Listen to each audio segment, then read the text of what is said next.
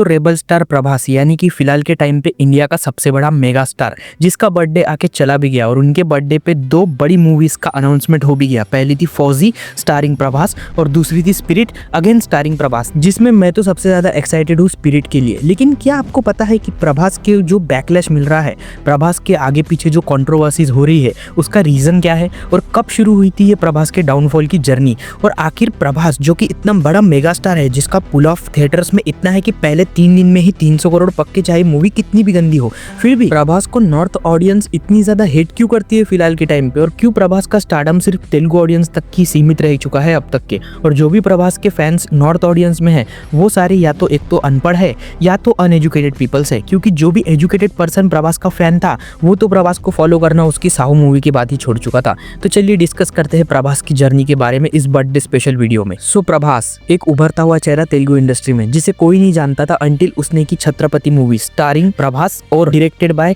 SS. Rajamouli. S S. Rajamouli की ये movie सच में एक यूनिक कॉन्सेप्ट पे बेस्ड थी, जहाँ पे मूवी का जो मेन एंटेगनिस्ट था वो तो एक मेमोरेबल कैरेक्टर था ही, लेकिन मूवी का जो प्रोटैगनिस्ट था यानी कि अपना प्रभास का कैरेक्टर रोलिंग छत्रपति, भाई उसने तो फाड़ ही दिया था। प्रभास की एक्टिंग इस मूवी में बहुत ही अच्छी तरीके से झलकती है। प्रभास ने जो एक्ट किया था, जो अपना इंटेंस कैरेक्टर पोर्ट्रे किया था और जो छत्रपति का कैरेक्टर उसने प्ले किया था वो सच में अपने आप में ही काबिले तारीफ था। उसी के बाद प्रभास को पॉपुलैरिटी मिल चुकी थी क्योंकि उसकी वो छत्रपति मूवी ब्लॉकबस्टर थी और एस.एस. राजामौली के साथ काम करने के बाद उसे वहाँ पे फेम और अपनी एक इमेज दोनों मिल चुकी थी, जिसके बाद उसने बहुत सारी मूवीज की जैसे कि रेबल एंड मिस्टर परफेक्ट जैसी मूवीज, मिर्ची जैसी मूवीज, और देन 2015 में आई प्रभास की करियर चेंजिंग मूवी यानी कि बाहुबली।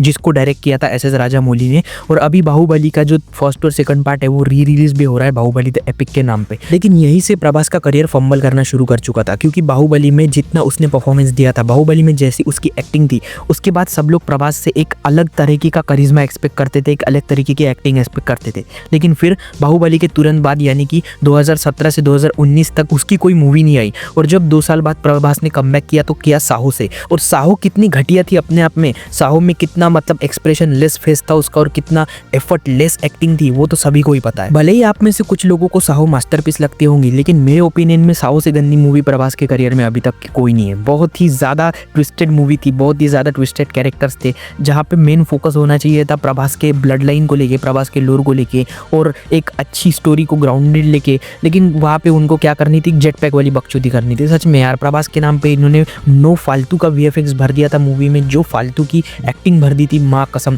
कहीं पे भी कोई भी मूवी कहीं पे भी सेंस नहीं कर रही थी, और वहाँ पे गुरु रंधावा का गाना कहाँ से फिट बैठ रहा था भाई ऐसी मूवी में। लेकिन चलो फिर भी प्रभास है इसलिए हम उसको माफ कर देते हैं। उसके बाद डायरेक्ट 4 साल के गैप में उसने एक भी मूवी नहीं की, और फिर 2022 में आई इंडिया का सबसे बड़ा कचरा यानी कि इंडिया की सबसे ज्यादा एक्सपेंसिव रोमांटिक मूवी, जो की थी एक love romance movie Radhe Shyam, और उस पे खर्चा किया था 350 करोड़। ये इंडिया में पहली बार हो रहा था कि किसी रोमांटिक यानी कि किसी लव स्टोरी मूवी पे कोई प्रोड्यूसर 350 करोड़ खर्चा कर रहा है, और वो सिर्फ उसने लगाए थे प्रभास के चेहरे को लेके। मूवी चली, मूवी ने बस 300-350 कमाए और सबको लॉस करवा के दिया, माँ कसम। इस पे बहुत सारे प्रोड्यूसर्स के बहुत सारे गैम्बिट्स थे, बहुत सारा पैसा था, लेकिन मूवी की स्टोरी अपने आप में ही अच्छी नहीं थी, और मुझे भी कहीं से भी ऐसा अच्छा नहीं लगता भाई। क्या किसी का भी जिसके पास दिमाग होगा ना वो सच में लव स्टोरी पे तो इंडिया में 300-350 करोड़ नहीं फूकेगा। 100 करोड़ में अच्छी लव स्टोरी बन जाती है विथ VFX, विथ मतलब ब्यूटीफुल मूवी बन जाती है विथ अच्छी स्टोरी, विथ अच्छी डायरेक्शन स्टाइल,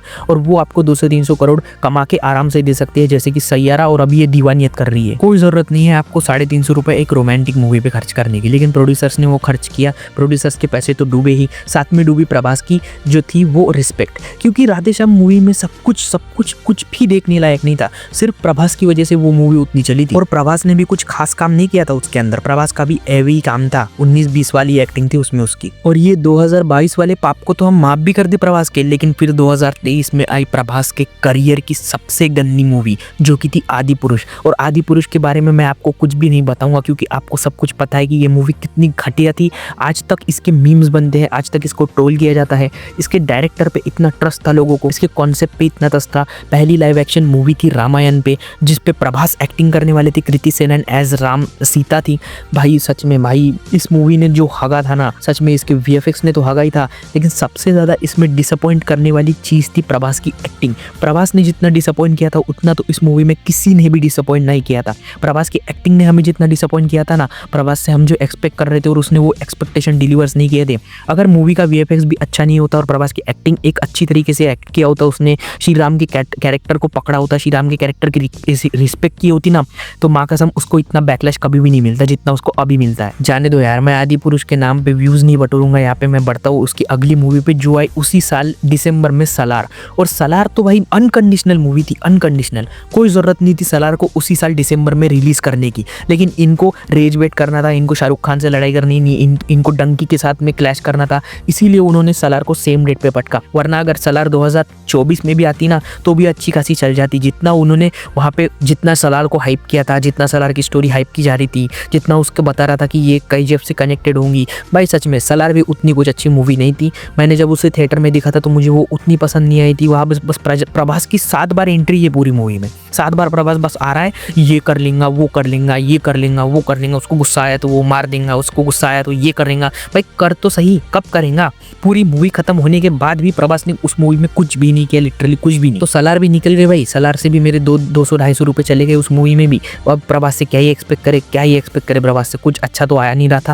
लेकिन उसी के बीच फिर 2024 में आई, यानी कि पिछले साल आई कल्कि, जो कि ब्रिलियंट मूवी थी, बहुत ही अच्छी स्टोरी, बहुत ही अच्छा विजुअल्स। लेकिन कल्कि जो थी वो प्रभास की वजह से नहीं चली, वो कल्कि चली उसके कॉन्सेप्ट की वजह से, उसके एक फ्यूचरिस्टिक लोर की वजह से, उसके महाभारत के कनेक्शन की वजह से, महाभारत के कैरेक्टर्स की वजह से। और लिटरली अगर प्रभास उस मूवी में नहीं भी होता ना, फिर भी वो 1100-1300 करोड़ कमा के जाती, क्योंकि उस मूवी का कॉन्सेप्ट ही इतना खतरनाक था और क्योंकि उस मूवी में अमिताभ बच्चन की एक्टिंग ही इतनी खतरनाक थी कि उस मूवी को चलना ही था। देन अब प्रभास की आएंगी राजा साहब, जो कि लिटरली मेरे को तो ट्रेलर से ही बहुत गंदी मूवी लग रही है। उसके बाद में फौजी आएंगी, फौजी भी से भी मेरे कुछ एक्सपेक्टेशंस नहीं है। बस अब प्रभास का कमबैक होगा तो वो स्पिरिट में होगा, वो भी संदीप रेड्डी वांगा की वजह से। अगर संदीप रेड्डी वांगा स्पिरिट से नहीं जुड़ा होता ना तो सच में मेरा कुछ भी एक्सपेक्टेशंस नहीं था प्रभास से। तो ये था प्रभास का एक करियर एनालिटिक्स कि कैसे उसने खुद के करियर को डुबाया है। लेकिन अगर आप प्रभास के फैन होंगे ना, और अगर आप प्रभास के फैन बनना चाहते होंगे तो मैं आपको रिकमेंड करूंगा कि उसकी बस ये मूवी देखना, छत्रपति, देन बाहुबली, देन मिर्ची,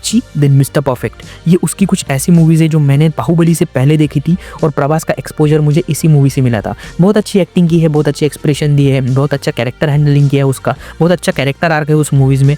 आप उन सब मूवीज़ को देखो यार, आपको पता चलेगा कि प्रभास क्यों रेबल स्टार है। देन मैं आपसे मिलता हूँ अगली एसएम फ्लिक्स की वीडियो में, तब तक के लिए बाय। अगर प्रभास के फैन होंगे, आपको इस वीडियो ने हेट किया होगा तो सॉरी, और अगर प्रभास के फैन नहीं होंगे तो लाइक ठोक के जाना, सब्सक्राइब ठोक के जाना। मैं आपसे मिलता हूँ एसएम फ्लिक्स की अगली वीडियो में, तब तक के लिए बाय।